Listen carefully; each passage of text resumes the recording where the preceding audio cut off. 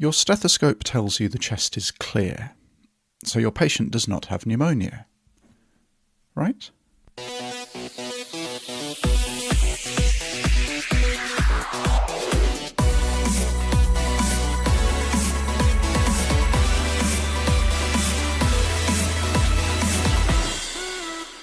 Hello and welcome to this week's Urgent Bite, brought to you by the Royal New Zealand College of Urgent Care. My name is Guy Melrose, and today we're going to hear a talk given at the inaugural Urgent Care Bootcamp earlier this year. We have heard from Dr. Kelvin Ward before on the podcast, when he gave us an introduction to point-of-care ultrasound and its use in urgent care. Kelvin is an urgent care physician in Wellington, New Zealand, and has been developing his skills in POCUS within the urgent care setting for a number of years now. In this talk, he highlights how useful POCUS can be to urgent care practice by telling us about stethoscopically occult pneumonopathies. In this podcast, Kelvin discusses 3 cases. In order to get the most benefit from what he has to say, he feels it best if you are able to follow along as he describes his findings. So, if you want to see what Kelvin is talking about during this talk, follow the link in the show notes to Kelvin's blog, urgentcareultrasound.co.nz, where you'll be able to see the X-ray images and ultrasound videos, along with all the references.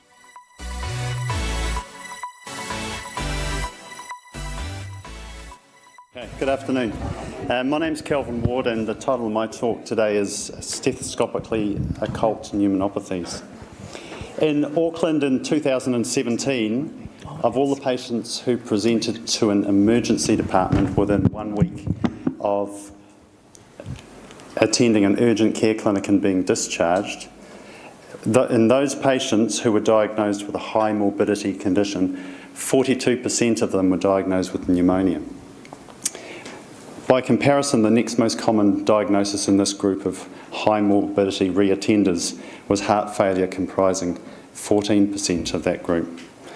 Now, admittedly, in this group of patients with pneumonia, some of them may have been diagnosed with pneumonia when they attended the urgent care clinic and subsequently deteriorated, and some of those patients may have attended the urgent care clinic for another reason. That data is not available, and thanks to Matt Wright and the Power Group for this data from 2017. But the figures paint a rather bleak picture of our ability to diagnose pneumonia in the community. And the question is, why is pneumonia seemingly so difficult for us to diagnose on clinical grounds? A clue maybe comes from the test characteristics of the physical examination signs. Now, symptoms of pneumonia like cough and fever are relatively sensitive, but they're not specific. Whereas clinical examination signs like crackles and reduced breath sounds, bronchial breath sounds, are more specific, but they're poorly sensitive. And with negative likelihood ratios of 0.8 for crackles and reduced breath sounds, the lack of these signs is really no better than the toss of a coin when you're trying to rule out pneumonia based on their absence.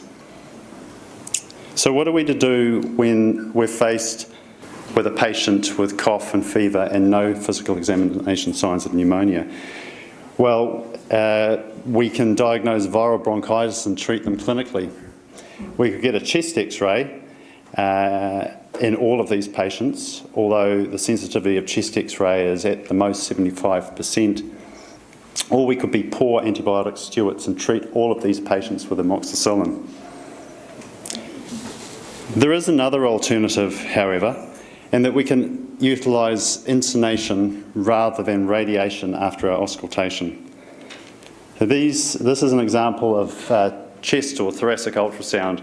The image on the left is a normal ultrasound of the chest, which isn't playing, but it's not too important. When the lung is aerated, the sound cannot penetrate the aerated lung and so bounces back and forth off the pleural surface to the ultrasound transducer. And you get this bright white hyperechoic pleural line with horizontal lines below, which are the reverberation artifact. In the other image, when the lung is full of pus and fluid, it now becomes receptive to transmit sound. And you can see here you get a tissue-like density or consolidation, which you can visualise with the ultrasound with bright white air within the consolidated lung. So I'm going to give you 3 examples to illustrate our dilemma. All 3 are young patients between 20 and 40 years of age. They all presented with cough and fever between 1 and 5 days of duration. All 3 of them had no chest physical examination signs. And 2 of those patients had been representations, one who'd seen their GP previously and another who had been at the urgent care clinic. So this is the first patient. It's a 24-year-old woman. She'd had cough and fever for about 4 or 5 days. She'd been seen in our urgent care clinic over the weekend and diagnosed with a viral illness and returned due to ongoing fever. You can see here that she has an obvious consolidation comparable to the image in the last slide that I showed in the right anterior chest. And this is her chest x-ray, which shows dense right upper lobe consolidation. Now this is worrying for tuberculosis, but luckily for this woman, she responded to a week of amoxicillin and her TB cultures were negative. The second patient is a 40-year-old woman. She just returned from a dengue endemic area and had complained of several days of fever and myalgia. She'd seen her GP who had done some blood tests, obviously with the diagnosis of dengue in mind, and she'd re-presented to the urgent care clinic just because of ongoing fever, really not much cough to speak of. Her chest was clear, and you can see here again, normal lung gives way to consolidation. And her chest x-ray, while not as dramatic as the last one, shows a small consolidation in the posterior right lower lobe. The third patient is a 30-year-old woman who had had a cough for a couple of weeks but had been well and then developed fever in the past 24 hours. Again, chest examination unremarkable. You can see that there's a tissue-like structure above the diaphragm which looks remarkably similar to spleen, and that's the consolidated lung. And the bright white line is the junction of the lung and the aerated lung and the consolidated lung. Now, if you'd relied on chest x-ray in this patient, you would have missed the diagnosis because it was completely normal and reported so by the radiologist.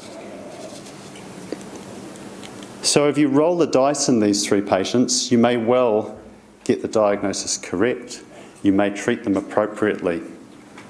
However, if you'd relied on chest x-ray, you would have missed the diagnosis in at least one of 3 of those patients. So why not use ultrasound to increase the sensitivity of your physical examination findings? You can see here that ultrasound has very high sensitivity and specificity and is much more sensitive and specific than chest x-ray. I think the figures for chest x-ray may be a little bit underrepresented there. Sensitivity between 60 and 75, maybe not 67%. So I want to propose a clinical decision-making algorithm for the diagnosis of pneumonia in the urgent care or community setting. Now, this is not a validated algorithm, it's simply my opinion, and it's based on my experience of using lung ultrasound in an urgent care setting. But I believe it is a reasonable approach and to increase our diagnostic accuracy, to reduce the need for chest x-ray, but still allowing for chest x-ray when either clinical gestalt or pneumonia guidelines would dictate. So my approach is that after my history and physical examination, irrespective of whether there are any clinical signs, if I have a suspicion of pneumonia, I'll perform a lung ultrasound. If the ultrasound is positive, then I will treat that patient based on the lung ultrasound findings, unless there is a reason, a high-risk reason for them needing a chest x-ray, for example, a past history of malignancy or an elderly smoker, in which case I'd also get a chest x-ray. If the ultrasound is negative, then at that stage I would often consider alternative diagnosis or treat the patient as a viral type bronchitis.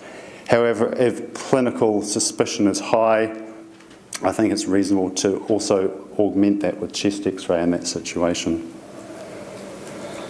So hopefully this will give food for thought on how we can potentially increase diagnostic accuracy, maybe improve patient outcomes and reduce chest X-ray utilisation by integrating a new technology which I'm aware is not widely used in urgent care but is definitely gaining traction, and a novel approach to assessing patients with cough and fever in the urgent care setting.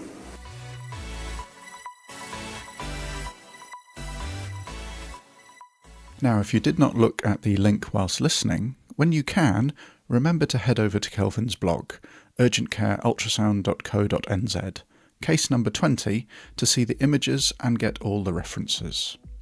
Also, if you're on Twitter, you can follow Kelvin at UC Ultrasound. The POCUS community is very active on Twitter, so you will be able to follow Kelvin down a big rabbit hole of POCUS-related knowledge, information and discussion. We will have more from Kelvin and POCUS in future podcasts. If you have any comments, questions, suggestions or corrections, email podcast@frnzcuc.org.nz. We'll be back next week with another podcast. I look forward to seeing you all then, but for now, thanks for listening.